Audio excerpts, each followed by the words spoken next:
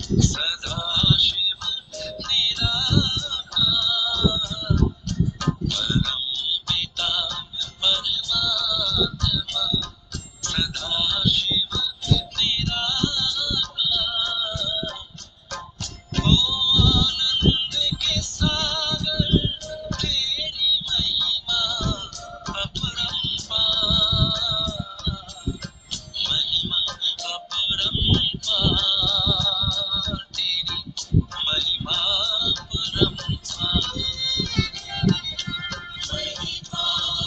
अपरंपार महिमा अपरंपार तेरी महिमा अपरंपार मेरे परम पिता परमात्मा।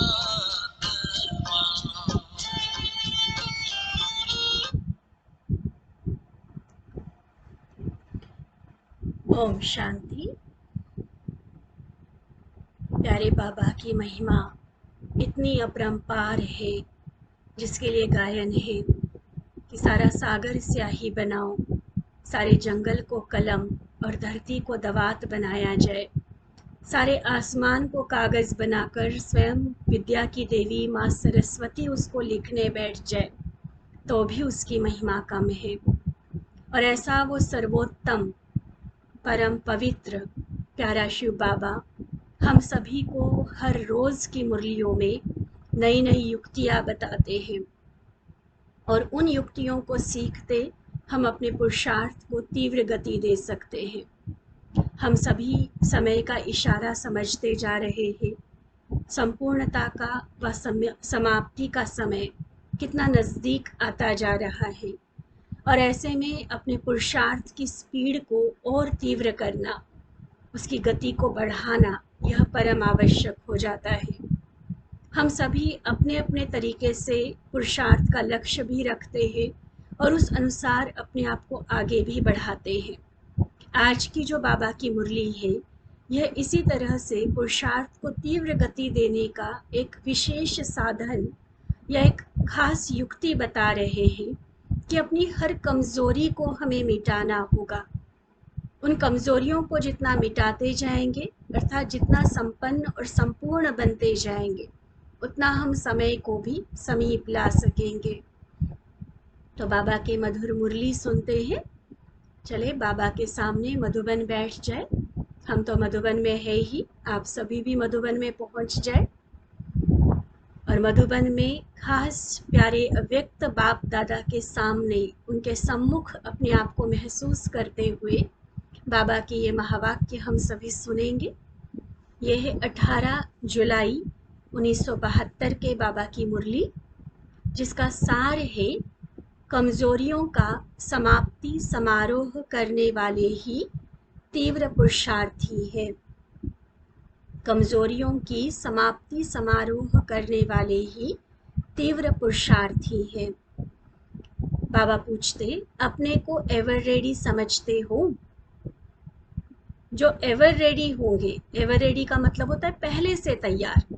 जैसे स्टूडेंट का एग्जाम है तो सिलेबस उसने पहले से पढ़ा हुआ है, कोई मैच होनी है तो पहले से सारी प्रैक्टिस की हुई है, तो पहले से जो तैयार है उसको कहते हैं एवर रेडी। तो बाबा भी पूछते हैं कि अपने आप को एवर रेडी समझते हो? एवर रेडी का मतलब ये नहीं कि सिर्फ वापस घर जाने के लिए हम तैयार हैं, नहीं, तैयार है लेकिन तैयारी पूरी हुई है। उन सर्व गुणों को, सर्व शक्तियों को, जो भी खजाने बाबा हमें दे रहे हैं, उन सभी खजानों में हम संपूर्ण बने, उसका इतना स्टॉक जमा किया जो अपने लिए भी जन्म जन्मांतर चले, तो साथ साथ विनाश काल में भी और फिर भक्ति में भी अनेकों आत्माओं को उसका दान कर सके, तब कहेंगे कि हम एवर रेडी हैं। तो इस परिभाषा के आधार पर हम अपने आप को चेक करें, क्या सच में हम एवर रेडी हैं? बाबा को तो कई बार हम पूछ लेते हैं, जब कोई ऐसी आपदा आती है, बहुत दुखी हम हो जाते हैं, जब सहन शक्ति के बाहर की कुछ बातें हमारे सामने आती हैं, पूछते बाबा सतयुग कब आएगा, ये कलयुगी दुनिया समाप्त कब होगी?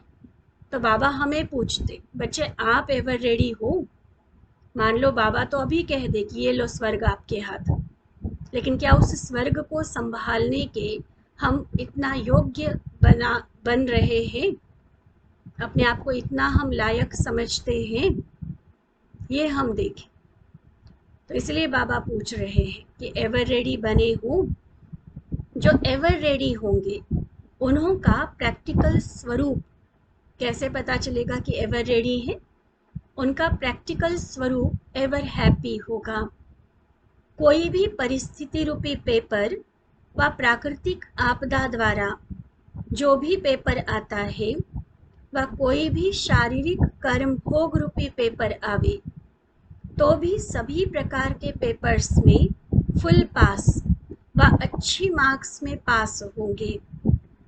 एवर रेडी की ये निशानियां बाबा ने बताई।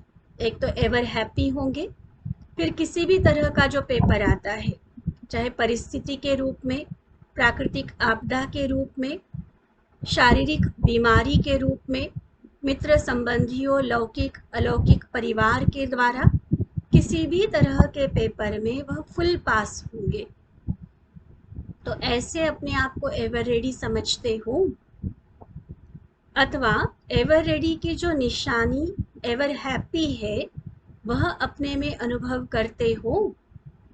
तो जो समझते कि हम सच में है एवर हैप्पी है, कोई कारण की, कोई बहाने की हमें आवश्यकता नहीं है अपनी खुशी मनाने के लिए, या कोई भी कारण से मेरी खुशी गायब नहीं हो सकती है, वो बाबा को बताएंगे ज़रूर। अपना आंसर लिखेंगे चैट बॉक्स में कि सच में हाँ बाबा हम एवर हैप्पी है। बाबा फिर पूछते, अपना इंतज़ाम ऐसा किया है जो किस घड़ी में भी कोई पेपर हो जाए तो तैयारी है? ऐसे एवर रेडी हो? आप श्रेष्ठ आत्माओं के लिए आप लोगों द्वारा जो अन्य आत्माएं नंबरवार वर्षा पाने वाली है उन्हों के लिए बाकी थोड़ा सा समय रहा हुआ है। ये समय का इशारा बाबा हमें दे रहे हैं कि बहुत थोड़ा सा समय रहा हुआ है। समय की रफ्तार तेज है, बहुत जल्दी जल्दी चेंज होता जा रहा है समय। देखो अभी अभी तो हम कह रहे थे कि 2021 शुरू हुआ और अभी अभी हम सितंबर तक भी पहुंच गए। महीना अभी शुरू होता है तो अभी ख़त्म हो जाता है। कितना समय फास्ट गति से जा रहा है। दुनिया में भी बदलाव हम देख रहे हैं, चाहे साइंस टेक्नोलॉजी के हिसाब से, चाहे प्रकृति के प्रदूषण के हिसाब से, चाहे पॉपुलेशन के हिसाब से, राजनीतिक, आर्थिक, जिस तरह के भी बदलाव हो रहे हैं, ये बहुत फास्ट गति से सब कुछ बदलता जा रहा है। इसको बाबा कहते हैं कि समय की रफ्तार बहुत तेज है। तो वैसे ही अब अपने आप से पूछो कि स्वयं भी कोई भी माया की रुकावट में रुकते तो नहीं हूँ? कोई भी माया के सूक्ष्म व स्थूल विघ्न आते हैं। विघ्न तो आएंगे, बाबा ने हमेशा ये पहले से सावधान हमें किया हुआ है। ऐसा नहीं कि बाबा के बने तो विघ्न नहीं आएंगे। और भी इससे पहले कि कल की मुरली में जैसे हमने सुना, जितना आगे बढ़ते जाएंगे परिस्थितियां और तमोप्रधान होती जाएंगी। तो इसलिए बाबा क्लियर कर रहे हैं कि कोई भी माया के सूक्ष्म व स्थूल विघ्न आते हैं, वह माया का वार होता है। तो एक सेकंड में अपनी श्रेष्ठ शान में स्थित होंगे तो माया दुश्मन पर निशाना भी ठीक लगेगा। और अगर श्रेष्ठ शान नहीं, जो स्वमान बाबा ने हमें दिए हैं, जो श्रेष्ठ स्मृतियाँ बाबा ने दी है, जो पावरफुल बाबा ने संकल्प हमें दिलाए हैं, वो हमारी श्रेष्ठ शान है। अगर बाबा कहते कि श्रेष्ठ शान होगी तो माया के चाहे स्थूल रूप के विघ्न आए, चाहे सूक्ष्म रूप के विघ्न, उसमें हमारी जीत होगी। अब इसमें एक बात समझने की ये भी होती कि स्थूल विघ्न कौन से है माया के और सूक्ष्म विघ्न कौन से है। स्थूल माना शारीरिक रूप से या प्राकृतिक रूप से जो भी बातें सामने आती है, जैसे बाबा ने अभी ऊपर बताया प्राकृतिक आपदाएं हैं, परिवार द्वारा व अलौकिक परिवार में कोई बातें ऐसी होती हैं, प्राकृतिक आपदाएं आती है, शरीर की बीमारी होती है, ये सारे हैं, या सेवाओं में कोई रुकावट डालता है, बाधा डालता है, वो सारे माया के स्थूल विघ्न हैं। आपसी मतभेद होता है, मनमुटाव, संस्कारों का टकराव होता है। ये स्थूल विघ्न है सारे। और सूक्ष्म विघ्न है अपने ही अंदर से जो पुराने मध्यकाल के रावण के संस्कार जागते हैं। श्रीमत मर्यादाएं पता होते हुए भी उनको पूरी तरह से फॉलो करने की शक्ति हम अपने में महसूस नहीं करते हैं। फिर माया के किसी न किसी रूप में हम आकर्षित हो जाते हैं या किसी किसी रूप से हम डर जाते हैं। तो ये सारे माया के सूक्ष्म रूप हैं। विकारों का कोई भी अंश अगर मेरे अंदर जागृत हो रहा है तो वो माया का सूक्ष्म रूप है, सूक्ष्म विघ्न है माया का। तो उसको बाबा कहते हैं कि चेक करो कि जब चाहे स्थूल विघ्न आता है या सूक्ष्म विघ्न आता है, तो दोनों ही तरह के विघ्न में क्या मैं आत्मा अपनी श्रेष्ठ शान में रहती हूँ? अगर मैं श्रेष्ठ शान में हूँ तो मेरी जीत पक्की है। अगर श्रेष्ठ शान में नहीं हूँ तो बाबा ने कहा कि फिर माया पर पूरा निशाना नहीं लगेगा। माया को जो पूरी तरह से हराना है वो नहीं हरा सकेंगे, फिर परेशान हो जाएंगे, डिस्टर्ब होंगे। तो अभी चेक करो, अभी परेशानी होती है किसी भी बात से, चाहे किसी व्यक्ति से, उसके व्यवहार से, किसी भी बात से अगर मैं परेशान हो जाती हूँ, डिस्टर्ब या इरिटेट हो जाती हूँ, तो इसका मतलब कि शान में कम रहते हैं। अगर अब तक भी किसी भी कारण से परेशानी होती है तो अन्य आत्माओं की परेशानी को कैसे मिटाएंगे? हमें तो बाबा ने कितना बड़ा स्वमान दिया, सभी आत्माओं को मुक्ति, जीवन मुक्ति देने वाले, रोते हुओं को हंसाने वाले, निर्बल में बल भरने वाले, विघ्न विनाशक आत्मा है हम। अगर खुद ही विघ्नों में परेशान हो रहे हैं तो दूसरों के विघ्न, दूसरों की परेशानियां हम कैसे दूर करेंगे? स्वयं मुक्त होंगे तब दूसरों को मुक्त करा सकेंगे ना। जो स्वयं बंधा हुआ होगा, किसी जाल में फंसा हुआ होगा, वह किसी अन्य को मुक्त नहीं करा सकता है। इसलिए बाबा ये बात क्लियर कर रहे हैं। तो देखो, खुद को चेक करो कि परेशानी को मिटाने वाले हो या स्वयं भी परेशान होने वाले हो। जैसे जो भी भट्टी करते हो तो उसका समाप्ति समारोह व परिवर्तन समारोह मनाते हो ना। भट्टी करते हैं तो लास्ट दिन विशेष हम कहते हैं कि आज से सारी बुराइयों की आहुति, क्योंकि भट्टी में क्या होता है, सेल्फ रिफ्लेक्शन होता है, रियलाइजेशन होता है, बहुत गहराई से खुद की चेकिंग होती है। और तप वाला मतलब भट्टी ही क्यों कहा गया, ज्वाला रूप वाला योग करके उन कमजोरियों को मिटाने की हम कोशिश करते हैं। तो बाबा कहते ये जैसे समारोह मनाते हो ना, तो यह जो बेहद की भट्टी चल रही है, रोज चल रही है ना हमारी भट्टी, ऐसा नहीं कि मधुबन में पहुंचेंगे तभी भट्टी हो। शुरू से ये हम सभी ने पक्का किया हुआ है कि ये रोज की बाबा की अव्यक्त वाणी माना मेरे लिए रोज की भट्टी की क्लास है।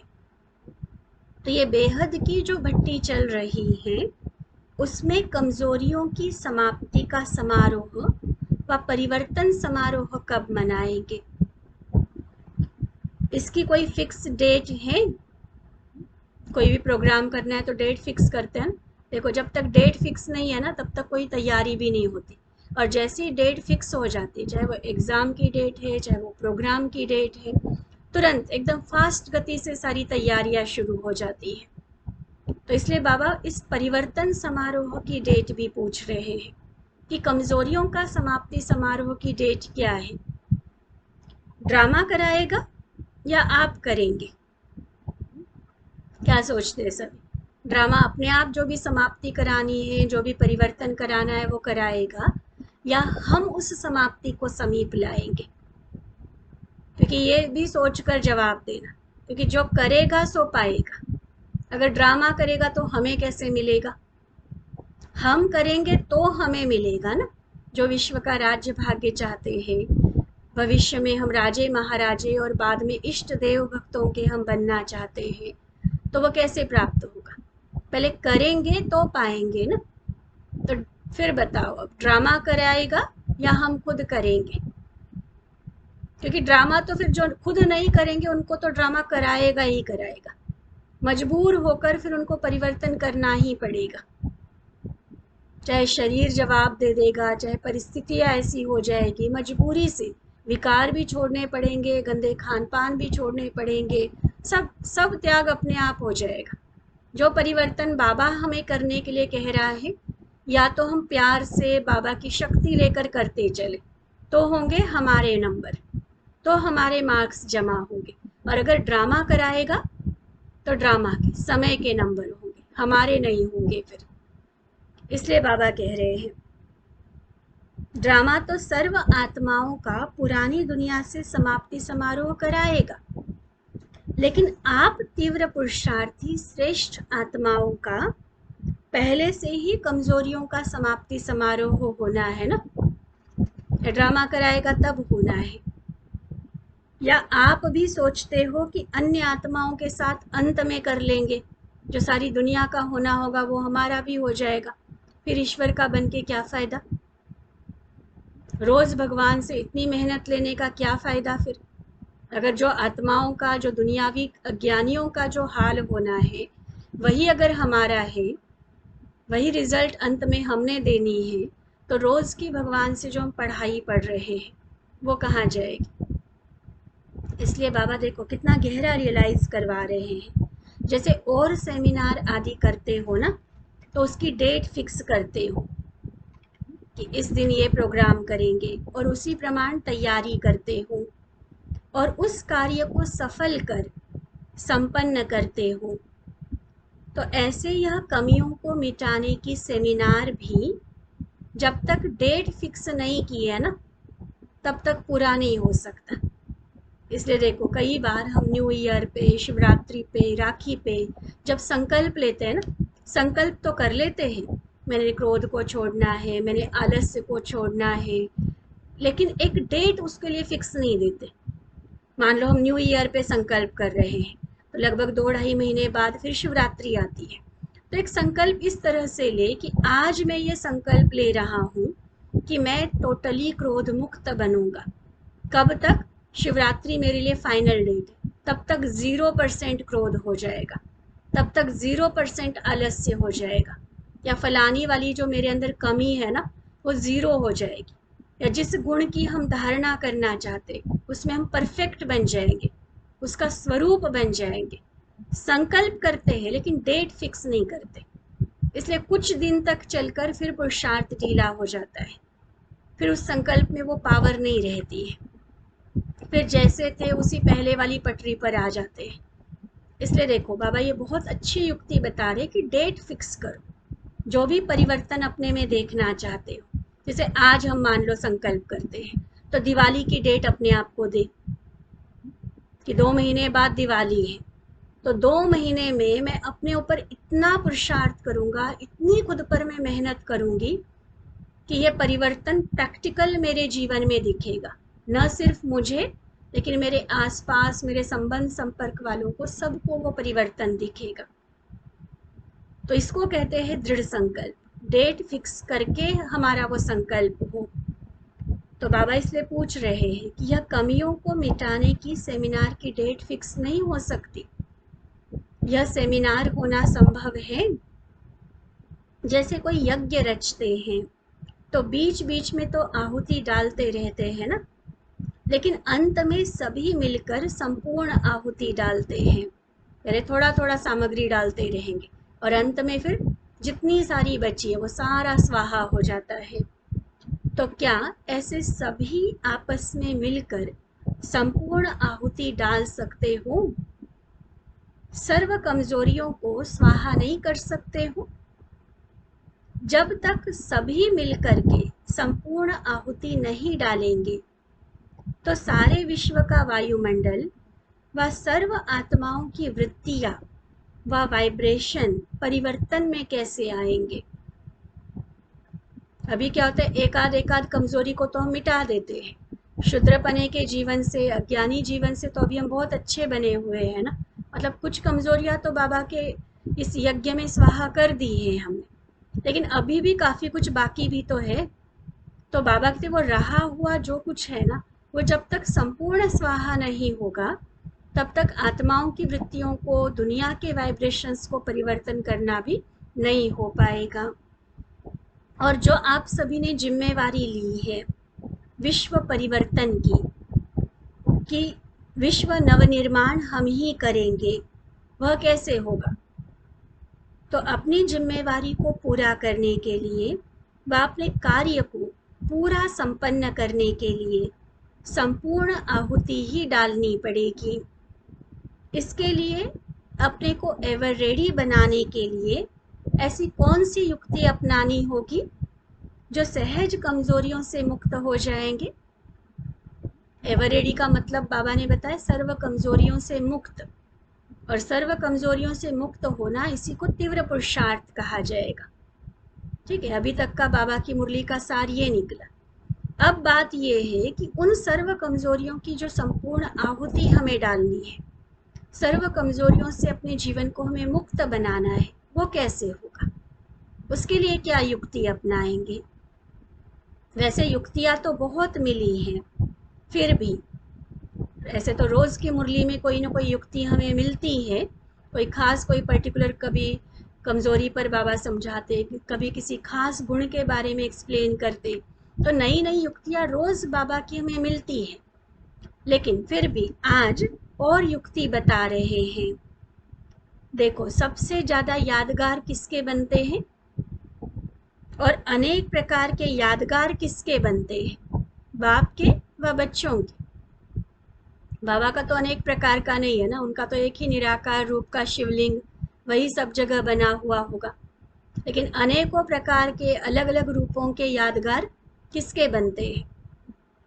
बाप की यादगार तो एक ही रूप बनाया है, लेकिन आप लोगों की अर्थात श्रेष्ठ आत्माओं के अनेक रूप और रीति रस्म के अनुसार बने हुए हैं। आप श्रेष्ठ आत्माओं के भिन्न भिन्न कर्म का भी यादगार बना हुआ है।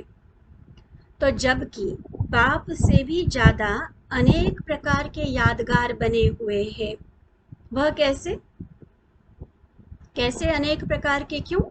क्योंकि आपके श्रेष्ठ प्रैक्टिकल श्रेष्ठ कर्म के श्रेष्ठ स्थिति के यादगार बने हुए हैं। तो कर्म कितने सारे हम करते हैं, तो वो अलग अलग कर्म के अलग अलग यादगार बन गए। अलग अलग जो हमारी श्रेष्ठ स्थितियां हैं उसके अलग अलग यादगार बन गए। देखो, गणेश, हनुमान, काली, दुर्गा, वैष्णो, मनसा देवी, ज्वाला देवी, कितने सारे अलग अलग ना, और उसमें अलग अलग कोई ना कोई गुण की प्रधानता दिखाई, उनके भी अलग अलग चरित्र दिखाए हैं। तो ये सारे अभी के हमारे कर्म और हमारी श्रेष्ठ स्थिति के यादगार हैं। तो जो भी संकल्प व कर्म करते हो व वचन बोलते हो, उस हर वचन और कर्म को चेक करो। पहले बाबा ने स्वमान हमें कितना ऊंचा उठाया कि देखो बच्चे, आपके ही हर संकल्प और हर कर्म का, हर वचन का यादगार बनता है। तो अब जबकि हमारे ही अभी के संगम युग के हर संकल्प, बोल, कर्म का यादगार बनना है, तो बाबा कहते चेक करो कि यह वचन व यह बोल क्या ऐसा है जो हमारी यादगार बने। यादगार वह कर्म व बोल होते हैं जो याद में रह करके करते हो। देखो कितनी सुंदर बात बाबा ने कही। यादगार किस चीज का बनेगा? जो बाबा की याद में रह कर करेंगे। जैसे कोई चीज गाढ़ी जाती है, तो जैसे झंडे को गाड़ते हो ना, अर्थात फाउंडेशन डालते हो, कहते हैं इस चीज को अच्छे से गाड़ लेना, अंदर तक, जमीन के अंदर तक खोद देते हैं उसको, ताकि वहां गाड़ कर फिर वो पक्का मजबूत फाउंडेशन बन जाए। तो ऐसे ही याद में किए हुए कर्म सदा के लिए यादगार बन जाता है। जैसे कोई चीज दुनिया के आगे रखनी हो तो कितनी सुंदर और स्पष्ट बनाई जाती है। बनाने वाला भी ठीक बनाएगा और प्रेजेंटेशन जो करेगा ना, उसको जो सजा संवार के जो रखेगा, वो भी कितना ठीक ढंग से, सही रीति से रखेगा। साधारण चीज को किसी के आगे नहीं रखेंगे, कोई विशेषता होती है तब किसी के आगे रखी जाती है। तो तुम्हारे यह अभी के हर कर्म व हर बोल विश्व के आगे यादगार के रूप में आने वाले हैं। सुना? हर कर्म हर बोल विश्व के आगे यादगार के रूप में आएगा, मिसाल बन जाएगा हमारा हर कर्म हर बोल। तो ऐसा अटेंशन रखते हुए व ऐसी स्मृति रखते हुए हर कर्म व बोल बोलो जो कि यादगार बनने के योग्य हो।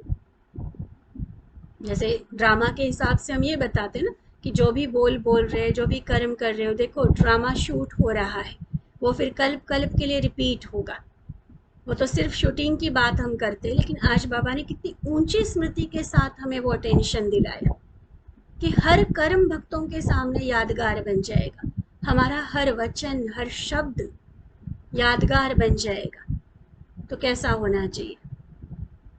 गलती से भी गलत बोल गलत कर्म हमारा नहीं हो, तब वो यादगार भी विशेष कहलाएगा। अगर यादगार बनने के योग्य नहीं है तो वह कर्म नहीं करो, वह बोल नहीं बोलो। यह स्मृति सदा रखो। जो व्यर्थ संकल्प व व्यर्थ बोल व साधारण कर्म होते हैं, क्या उनका यादगार बनेगा? उनका तो नहीं यादगार बन सकता। यादगार बनने के लिए याद में रहकर हर कर्म करो।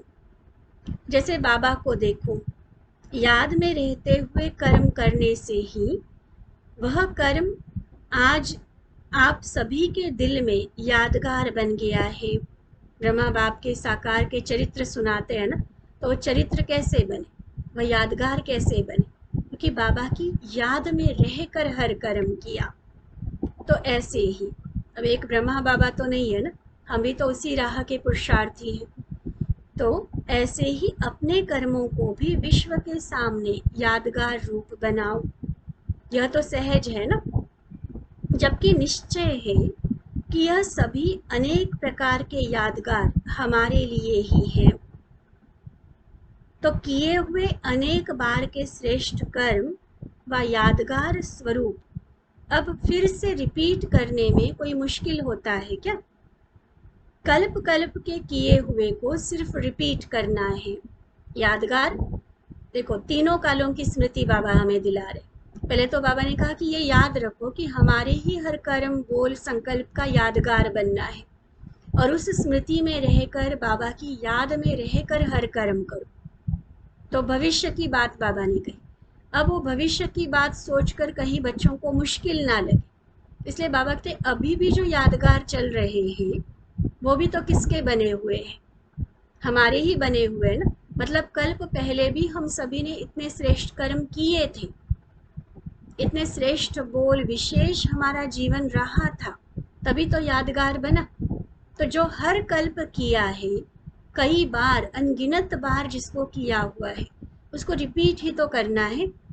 कोई नए सिरे से करना हो तो मुश्किल लगेगा, लेकिन रिपीट रिपीट किया हुआ ही दोबारा से रिपीट करना है, तो उसमें कोई मुश्किल नहीं लगना चाहिए। तो यह तो सहज है ना। तो ऐसे अपने कर्मों को विश्व के सामने यादगार रूप बनाओ। यह तो सहज है ना, जबकि निश्चय है कि यह सभी अनेक प्रकार के यादगार हमारे ही है। तो किए हुए अनेक बार के श्रेष्ठ कर्म व यादगार स्वरूप अब फिर से रिपीट करने में मुश्किल होती है क्या? कल्प कल्प के किए हुए को सिर्फ रिपीट करना है। तो मास्टर त्रिकालदर्शी बन। तीनों कालों की स्मृति बाबा ने दिलाई, पास्ट भी, वर्तमान भी, और फिर आगे जो फ्यूचर है, भविष्य है, उसकी भी। तो मास्टर त्रिकालदर्शी बन, अब अपने कल्प पहले के यादगार को सामने रख, फिर से सिर्फ रिपीट करो। इस स्मृति के पुरुषार्थ में सदा रहते आए हो, तो अब क्या मुश्किल है? माया अब तक भी इस स्मृति में ताला लगाती है क्या? जब ताला लग जाता है तो क्या बना देता है?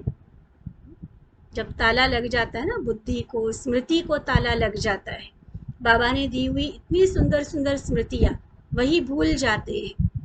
तो स्मृति को, बुद्धि को जब ताला लग जाता है तो क्या बन जाते हैं? बेताला। विक्रम और बेताल दिखाया है ना, तो बेताला जिसका कोई ताल सुर नहीं है, ऐसा बेताला बन जाते जिसका खुद पर कोई कंट्रोल नहीं है, क्योंकि स्मृति का ताला बंद हो गया। तो खुद पर जो कंट्रोल होना चाहिए था, सेल्फ कंट्रोल जो होना चाहिए था, वो खत्म, बेताला बन गए, बेलगाम घोड़ा जैसे होता है। तो सभी के ताले खोलने वाले और स्वयं बेताले बन जाते हैं। यह स्मृति को ताला क्यों लगता है? क्यों लगा ताला? क्योंकि अपने लक को, अपने श्रेष्ठ भाग्य को भूल जाते हो तो लॉक लग जाता है। लक को भूले तो लॉक लग गया। देखो, ताला के साथ बाबा ने बेताला जोड़ दिया और लक के साथ लॉक। तो ताला लगने नहीं देना, नहीं तो लक को भी लॉक बन जाएगा और फिर बेताला हो जाएंगे। अगर लक को देखो, जानकी दादी कहते थे ना कि मेरे एक तरफ भगवान है, दूसरे तरफ भाग्य है। मेरे एक कंधे पर शिव बाबा भगवान और दूसरे कंधे पर मेरा भाग्य। तो कंधा माना कोई शरीर के कंधे की बात नहीं, स्मृति की बात है कि भगवान और मेरा भाग्य। तभी तो बाबा ने हमें गीत भी पक्के कराए, वाह बाबा वाह मेरा भाग्य।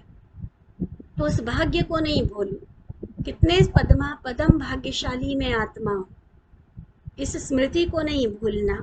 अगर लक को देखो तो कभी भी लॉक नहीं लग सकता है। तो लॉक की चाबी कौन सी हुई? अपने को लकी समझो, मैं बहुत भाग्यशाली आत्मा। बार बार अपने भाग्य का सिमरण करो और उतना ही फिर भगवान का धन्यवाद करो। ऐसा भाग्य बनाने वाला वो श्रेष्ठ भाग्य विधाता। तो भाग्य और भाग्य विधाता, लवली भी हो और लकी भी हो। अगर लक को भूलकर सिर्फ लवली बनते हो तो भी अधूरे रह जाते हो। पूरा टाइटल क्या है? Lucky and lovely. सिर्फ लवली नहीं, लकी वाले लवली हमें बनना है। तो लवली भी हूँ और लकी भी हूँ। यह दोनों स्मृति रहने से कभी भी माया का लॉक नहीं लग सकता। इसलिए अपने कल्प पहले के यादगारों को फिर से याद कर, फिर सिर्फ रिपीट करना है। अभी भी देखो, बाबा कहते कोई यादगार युक्ति युक्त नहीं बनाते हैं। तो ऐसे यादगार को देख करके संकल्प चलेगा, ये युक्ति युक्त नहीं बना है।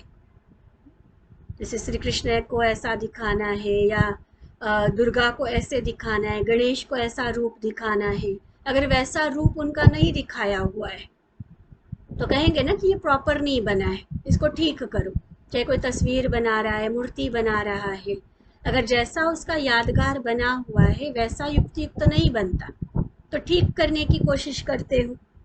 कोई देवियों व शक्तियों का चित्र भी अगर युक्ति युक्त नहीं बनाते हैं तो देखते हुए फिर सभी को संकल्प आता है कि यह ठीक नहीं है।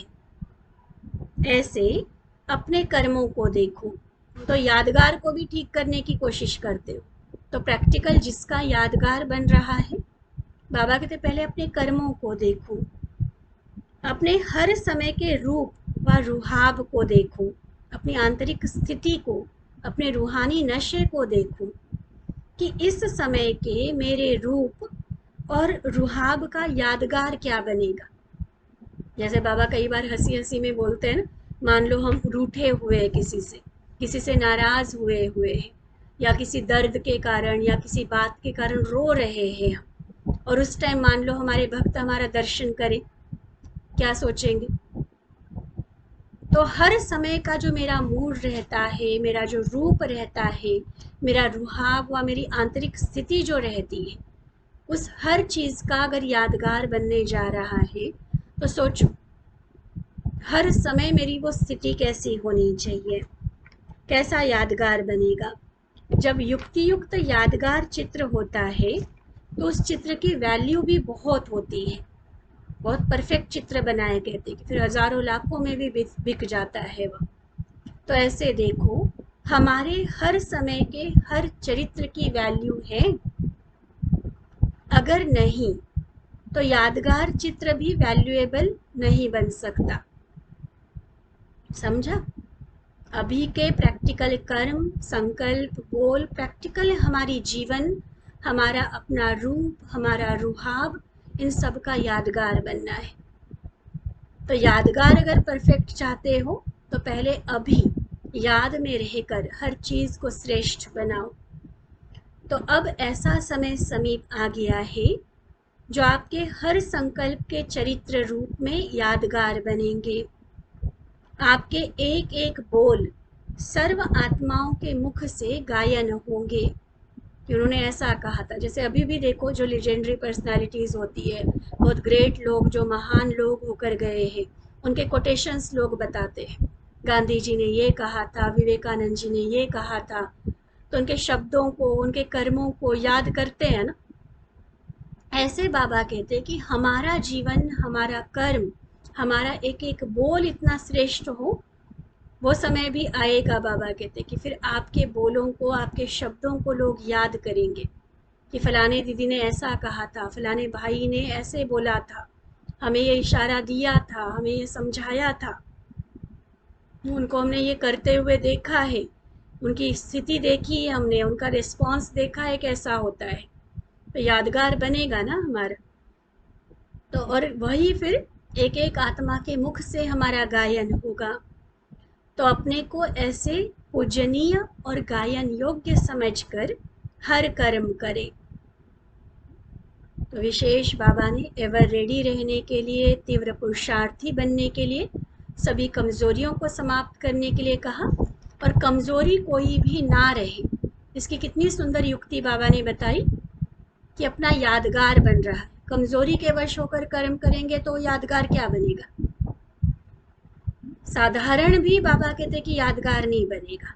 जो विशेष कर्म करेंगे, बाबा की याद में रहकर जो संकल्प बोल कर्म करेंगे, उस हमारे रूप और रुहाब का यादगार बनेगा। तो वहाँ पर कमजोरियाँ कहाँ रहेंगी?